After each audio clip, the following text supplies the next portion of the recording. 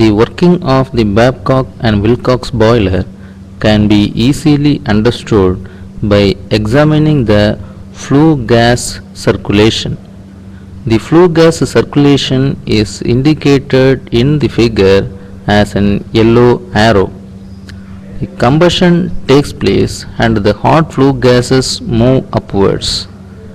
Baffles are arranged in such a manner so as to deflect the hot gases from the grate and are forced to move in the upward direction and downward directions.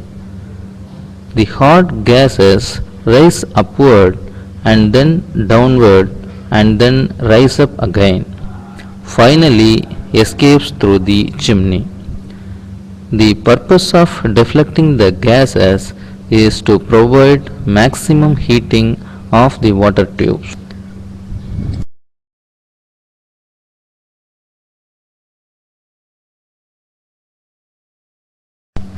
Now we shall see the water circulation in the boiler.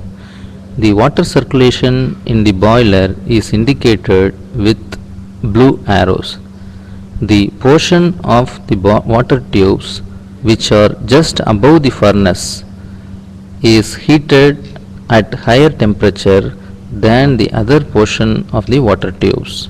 So the water from this portion rises in the upper direction due to the decreased density and passes into the drum through the uptake header.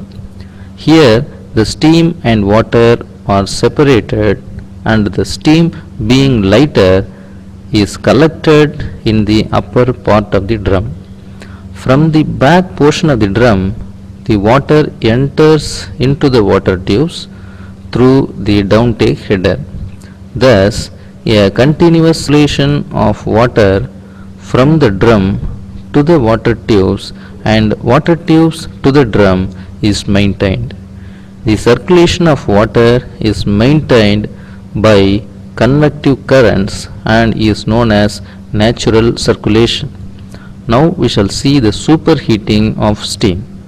The steam that is collected in the steam space gets superheated as it passes through the superheater and flows out of the boiler through the steam stop valve.